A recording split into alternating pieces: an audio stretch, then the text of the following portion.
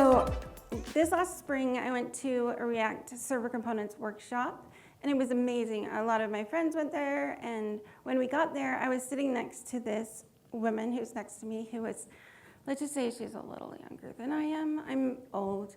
And so once we get started, we were all working on the workshops and the little activities together, the little coding portions. But after a couple times, I noticed she went on her phone. She was just not really paying attention, just kind of on her phone. So at the next break, I asked her, "Are you doing okay? What's going on?" And she said that she got a little lost. It was too advanced for her. And when I was talking to other people in the conference, they said, React Server Components are hard. I don't understand it. I get lost. And even yesterday, I was showing my presentation to a colleague who was an intern, and he was like, "Thank you for saying that it's okay to be lost." Because when it comes to React Server Components, we can be lost, especially since like my company started in 2019, started using React with a single page app. So all the interns we've trained up since then have spent all their careers inside the browser on client programming.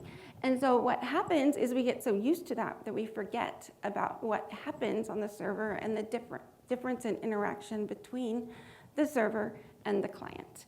And that's important. And even if you are or are becoming an AI vibe coder or a prompt engineer or an AI architect, you still need to understand the concepts and the relationship between the client and the server, because when you work with AI tooling, it does what you tell it to. You just got to know what to tell it to do. So understanding is going to help you be an innovator. So I really want to demystify the client-server relationship. So I thought, I'll just explain it as if the internet was restaurants. So let's see how this works. So in the kitchen, we have the kitchen chefs who are staff. They're in the back. They do not want to go talk to customers. And I don't know if any engineers don't want to talk to people. But yeah, they don't want to go. So we have servers or waiters who go through the door and talk to the customers. And so, and then our customers are in the dining room. And so for a web page, in this analogy, the kitchen's like a web server. The network is our door between the front and the back. And then the client is the front. And I used AI for this, so I have these videos. And just so you know, they're not perfect because AI made them. And you know how AI is, right? So here we go. It's the first one. OK, my audio isn't showing. Can you flip the audio on for the thing, please?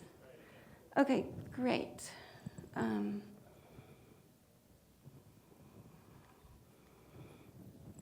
Here is your order. OK, so this is my first step in the analogy. And this is going back to 1990, 1992, where the internet was actually not written, like there was no real program to generate HTML files.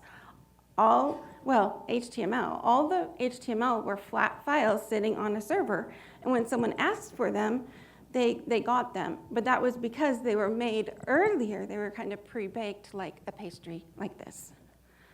OK, here's our next one. I would like the HTML Happy Meal, please. So, here's your HTML Happy Meal. So this one is it's a great AI video, right?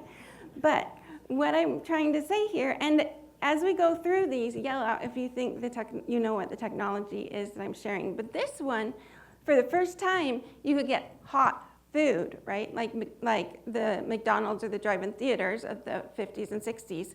You could order, and the people in the back would make hot food, and you could come. And it would do the same thing for everyone. And so this is PHP, right? PHP delivering HTML to the browser. OK, here's our next one. I'd like a PHP cheeseburger with extra CGI sauce and an ASP pickle on the side. Isn't that awesome? So here we get the CGI bin. And we get PHP that can take post requests. And all of a sudden, we can do special requests and return something special for each person. And in this situation, all of a sudden, on the internet, we were able to take credit cards And that was huge because it made the web, made it profitable, right? And that is one of the things that really caused our boom in the dot-com, the dot-com boom, late 90s, early 2000s. Here's the next thing about client-server relationships that I want to share. And now for the finishing touch. Ooh. So all of a sudden, in 1995, JavaScript was born, and it was awesome because we could do things on the browser. And so in the early 2000s, one of my projects, my job was to build this webmail client for a virtual server company. So people would get a virtual server, it would come with a domain, and they could do their email. And so we'd build these pages where they could type out their email and then hit submit, and a new page would come with saying your page was sent, and then here's the new information for your new page. So we were able to add JavaScript validation to make sure they didn't submit something bad before they submitted, instead of having to wait to have the server say that was bad. And so it made their experience that much better. Here's the next innovation.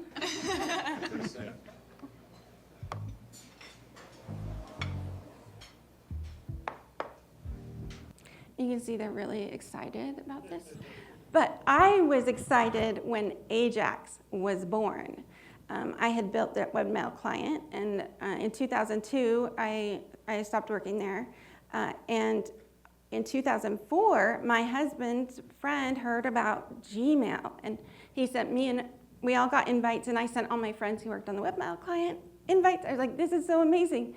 And what was different about it was I could hit compose and work on my email down in the corner, but behind it, I could get emails. I could get a new email while I was writing an email, which is awesome. And then when I hit send, I didn't have to refresh the whole page. I was able to see the same email, the same page I was looking on before I sent the email. And this was really awesome. And we kind of took off, and all the web developers just loved this experience. And so when we got a little crazy, this is what happened. Welcome to the Internet Cafe.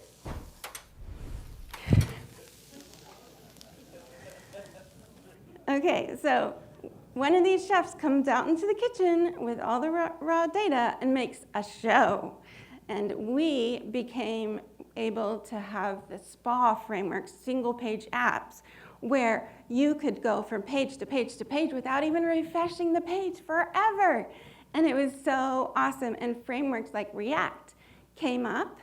And so this was really great. And this is where a lot of us are today. And this is where kind of like some of us might be a little stuck.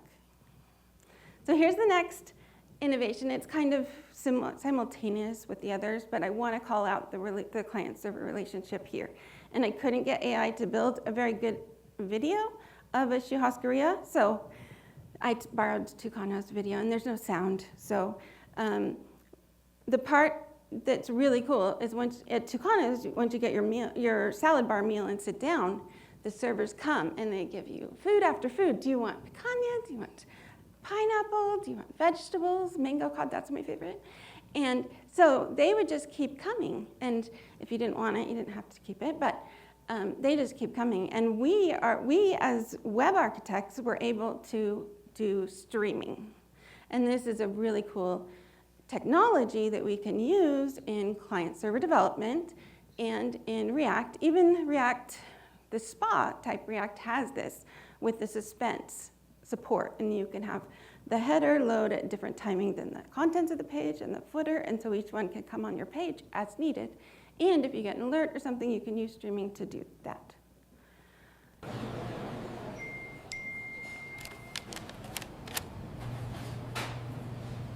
So this is almost like the Ajax one from before. This time they use the QR code on their phone. It's a little more integrated. And what I'm trying to show here are server actions, React server actions, which is part of the new React system. And we can use a server action to make the code that is on the server after they order something new is in our React framework. And so it can be saved and written in the same framework, and it's easier to change what gets returned and what you use on the UI. All right, here's another. Welcome to the Internet Cafe. When COVID happened, we ended up with restaurants. I can't, that image is horrible, I'm sorry. We ended up with restaurants that had to close their dining room. They'd spent years developing this amazing dining room experience, and all of a sudden, that wasn't possible. But people still wanted food, and so they pivoted to return takeout meals instead. And so that they were able to do in their kitchen without people watching. They were able to build these meals and return it to people. And the interesting thing was that after they reopened after COVID, I was talking to one of these restaurants, and they said they had so much takeout business that they kept getting, so they didn't stop it. And so it actually helped them be more profitable to have both the dining room and the takeout business, and they were able to have it all, which is pretty great. And we can have it all. We can have pre-made pages like the bakery from the very beginning, where we have flat files on a server, but we generate them using React. And we can get fresh server content using React. We can customize it for the person. We get our client-side effects and our Ajax and the full client-side component experience. We can stream our content, and we can do server actions. And so we can do everything, which is pretty great. And that is what React 19 is. It does it all. So the first thing I want to talk about for the new React is the static site generation, or SSG support. They talk about it. One of the things that's different about this is you usually make a different app or different kind of subsite for this, but they pre-make the HTML files and maybe a build each day getting the new data, and then they store it on the page so it can be automatically pulled when needed. And the most often used case is SEO or bot request, because it's already there and it's immediate to get the response and give it back to them. And then we'll just have a plain page that has a link to our interactive page. React Server Components give us the server-only component generation, which is great. We can put our secrets in there and our OpenAPI keys, and we don't have to put them on the client, where I had somebody, there's a reason we have code reviews, right? So we don't put our OpenAPI keys on the client. And we can do data caching and make the browser faster by doing the intensive processing on the server. Like we have this page that I worked on. It's mostly replaced, but we would show a film with historical records and all the people and the families and everything at the bottom with all the relationships and all this stuff. And we had to make 100 network calls to show the page. And so we can move that kind of thing into the server and cache it and make it a lot faster for the customer experience, and make the bundle smaller so you can reach people more easily in places that have less internet access. And the React actions are also server only, so we can have our OpenAI keys there. We can make data updates not by loading a new page or calling a new component, but we can actually call a function on the server. And so we can do things like payment processing, submitting an email, things like that. Use client in the new React Server Component world, it's a lie, okay? Use client means use server and client. It doesn't mean use client. So if you start doing it and you're like, oh, I'll just put use client everywhere, you can't really, because it's gonna work on the server and on the browser. And so you just have to know that, and you kind of change how you develop for that. And so you still don't want to put your secret key in there, but you can have click handlers, data fetching, use effects, all those hooks and all the cool React client-side awesomeness goes in there.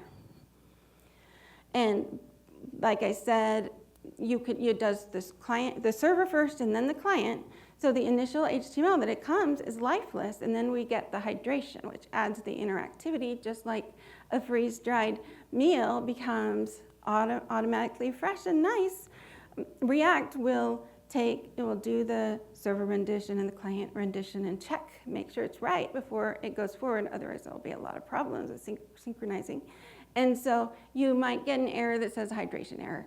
And so when you do that, you'll just troubleshoot. I'm not going to go super deep into that because there's just a lot to cover in server components. So I'm going to go into the code here for a bit. We'll look at the browser on localhost. I have an app demo, and then we'll look at the logs to see what's happening on the server and client, and then look at the components, and then go, and I have a component that's SPA and a component that's more SSR. So let's pull up Chrome. So this is the app I made, and it's super simple. It uses Next because that's the one that could be done super.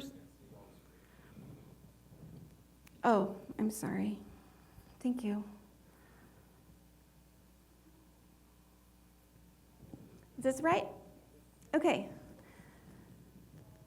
So I have this app, and it was made to just be a simple app. So it's a blog post app that has some blog posts, and each blog post has a button where you can hit like, and then it has comments where you can add a new comment. And so we have the green S means it's a server-only component, so it was compiled on the server and never sent to the client as far as the code goes. And then we have these that are hybrid, or they say use client, but they're run on both the client and the server.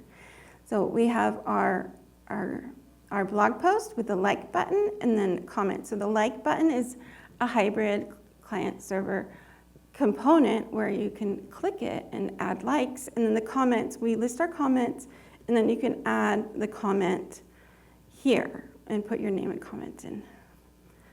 So when we first load the page, the console will come out, and I made some console logs that would say what's on the client and what's on the server. And so these ones that say server, Next.js just made this automatically, but this is something, yeah, it's supposed to say logs to server only. And then we have our comment list, which is also server only. Sorry, I'll fix that in the demo app. And then we have the likes button that's both terminal and console. And then our form that's both. So let's go see what that looks like in the code. So we have our like button. I'm going to show the like button really quick, just so you can kind of see. If we load the page, it said loading for a second, and then if we click a like, it doesn't. It just increments the likes. One of the things is, if you're on the server, the likes button will always say 0 because it will never run our use effect. And this is an API call. It's not a React server component or server action. We're just calling an API. So I wanted one that was an API and one that was a server action so we could see the difference. So like in Heidi's talk just before, she talked about the use state, the use effect, and it has all of that. And then we go and do a data fetch for our API call. And then if there's an error, we handle the error.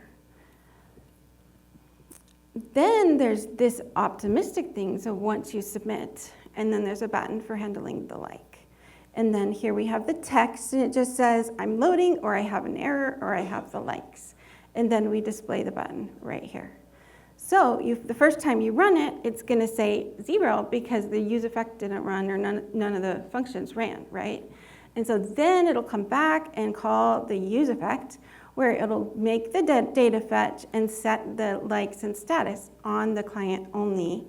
And once it does that, when it calls set likes, it automatically changes because we use this new hook called use optimistic, which will actually pretend like it worked, smoke and mirrors, pretend like it works, and if there's an error, it'll just go back to what it was before. And so when we go and we do handle like, we can say add optimistic like, we're just saying, hey, we're gonna be changing this.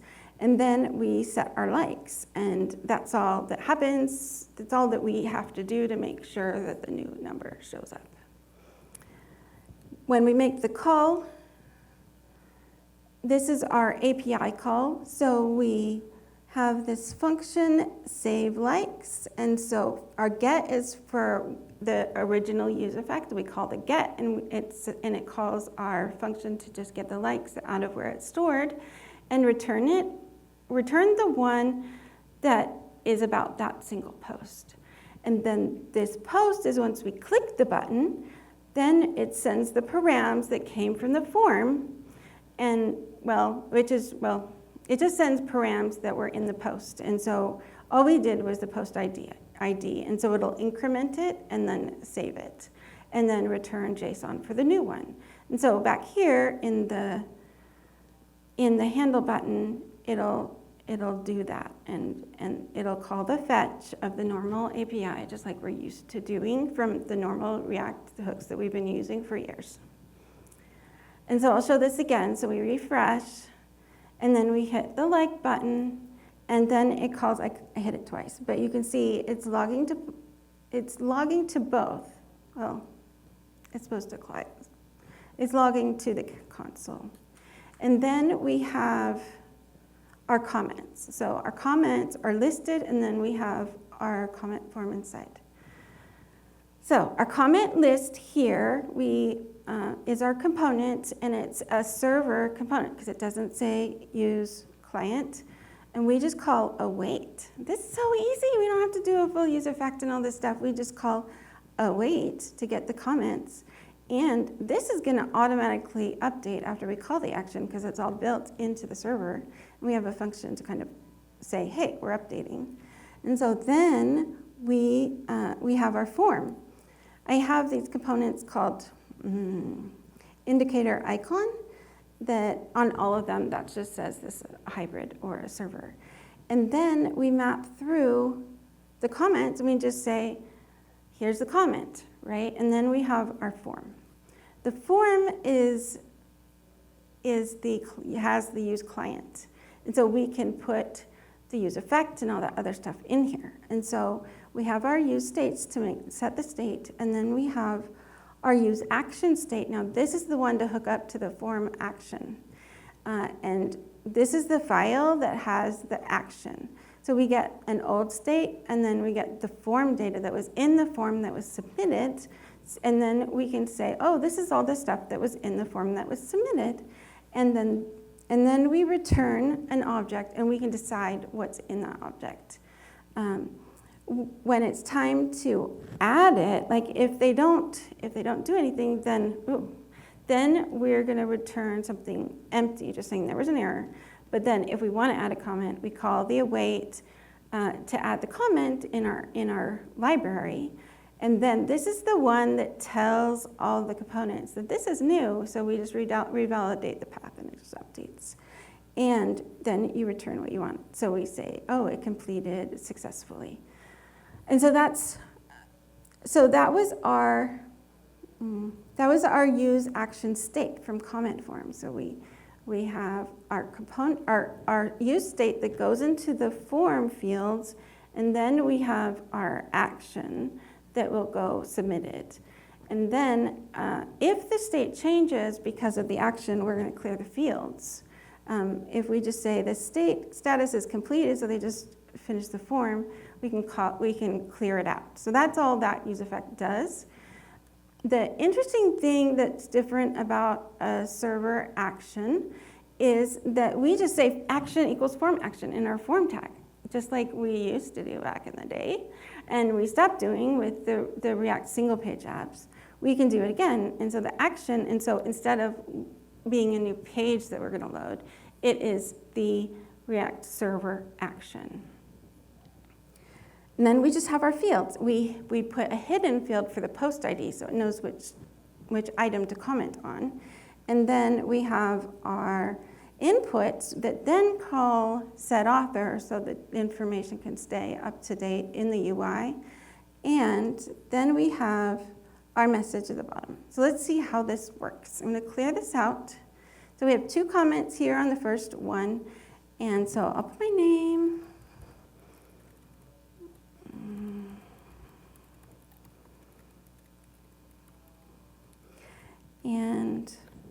And you can see every single time it re-rendered to update that state, but it was fast because of React's fast.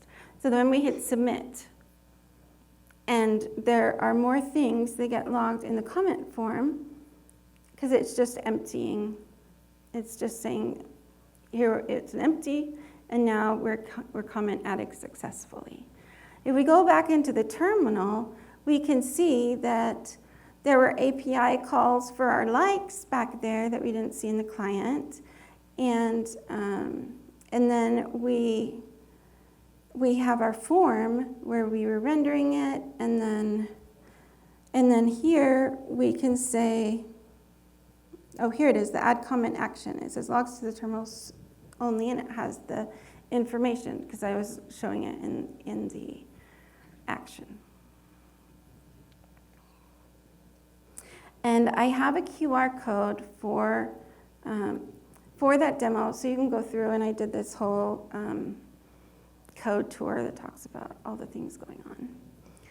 And our likes, so our likes button, I have to switch this again, huh? No, it's right, okay. So our likes button runs on the server and the client. The comment form runs on the server and the client because they're both use client. And so the likes is an API call, the comment form's a server action. Hopefully you saw how we use state a little differently. We have the use action state for the server action, but they both do use effects and things like that. But because the UI, because the other component was being rendered automatically by React, we didn't have to have all the different things to handle the state change. We just cleared out our form. So, mastering server-side development, as you go farther in your journey, I think that you will enjoy it. Hopefully you understand a little more about the client and the server and how they talk to each other. And because some of us old people have lived through all that, but my kids didn't live through that. I mean, they were finishing high school during COVID. And so it's like some of this stuff, like they were babies or not born yet.